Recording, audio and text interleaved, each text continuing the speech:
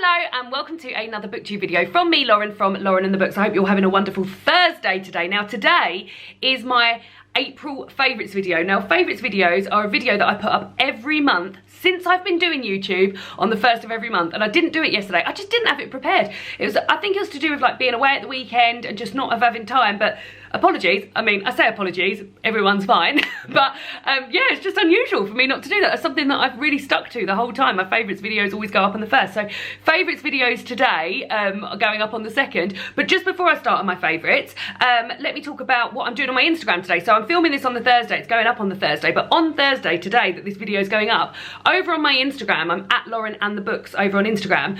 On my Instagram stories today, I'm doing a sort of, like video diary, where I talk through what I do when I'm off doing YouTube stuff. So I mention all this in my story, so not to keep repeating myself, but I work full time, but I work condensed hours so that every other Thursday I get a day off in order to do my YouTube stuff. So I thought it'd be quite cool just to film to show you what I do in one of those days, and that's going on over on my Instagram stories now. So head on over there as this is Thursday. I will save it as a highlight when I have finished so that people can view it otherwise. So whatever happens over on my Instagram, you can see what I do in a day when I'm doing this YouTubey stuff. But anyway, get on with the YouTubey stuff. Today I'm going to be talking about my April favourites. I'll start as I always do with my favourite book of the month. Now, this was easy for me for the first book. There's two books this month.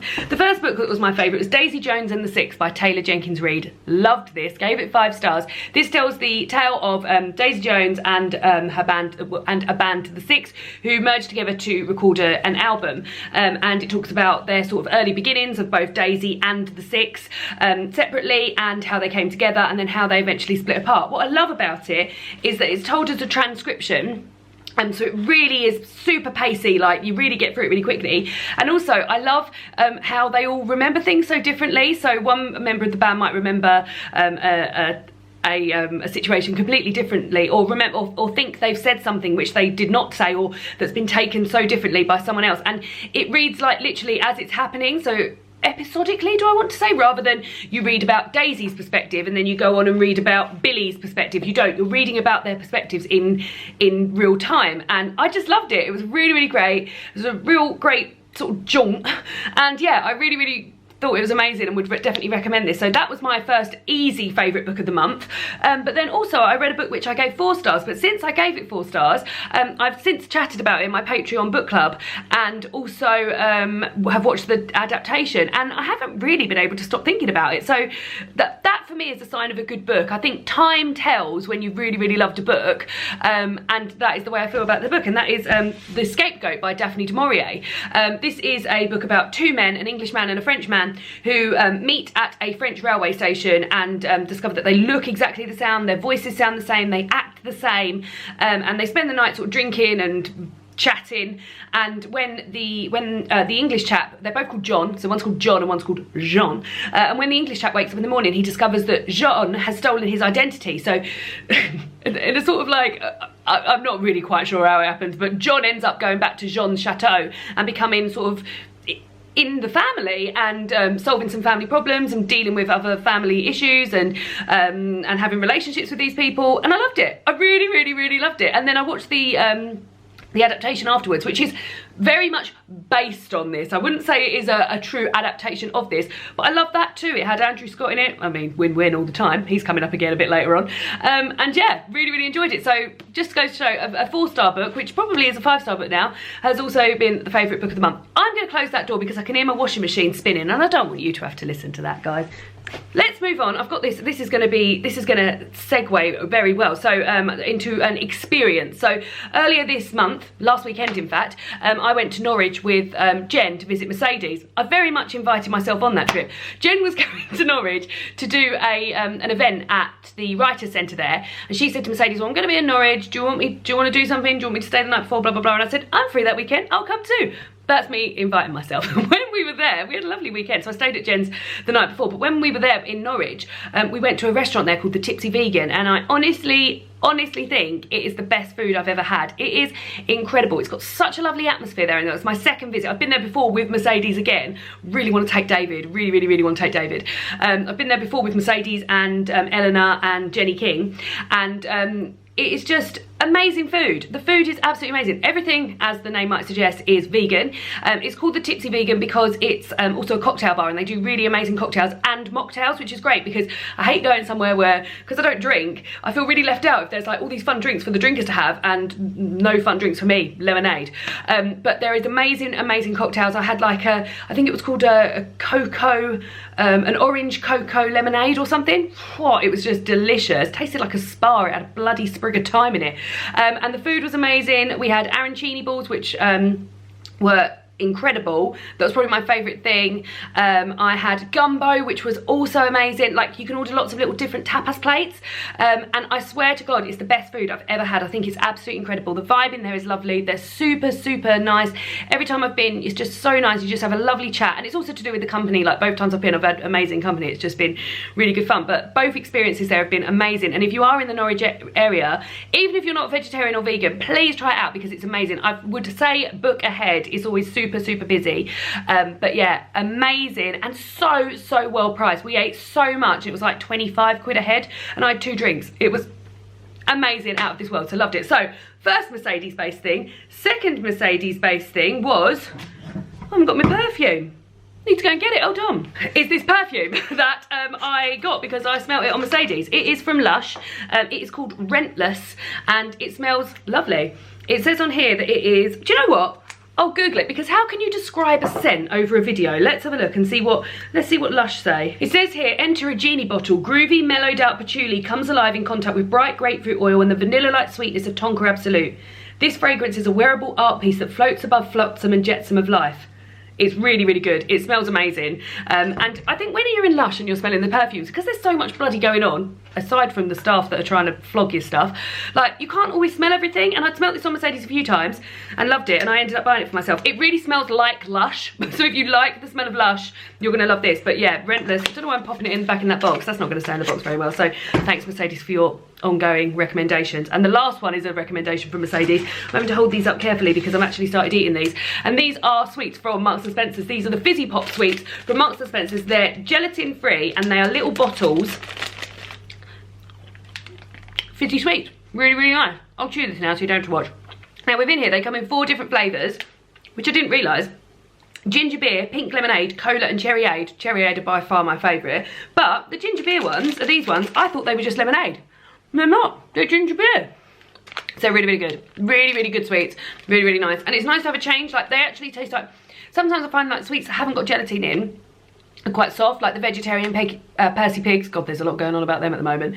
And Colin Caterpillars and things like that are quite soft.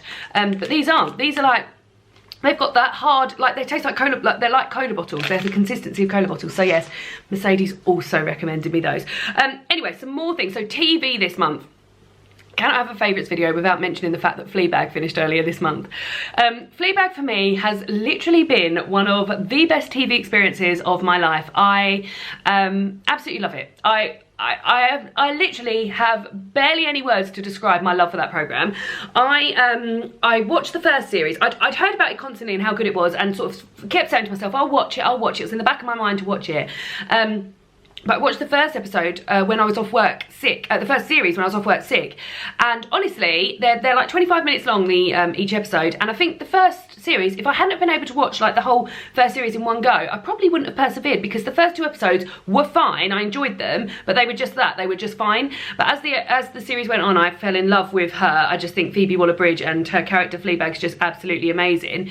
She's just so real. She's just so real. It's about a girl living in London, and just like living these sort of real experiences, just like dating and family and things like that. She's lost her best friend to a tragic accident and things like that, and amazing.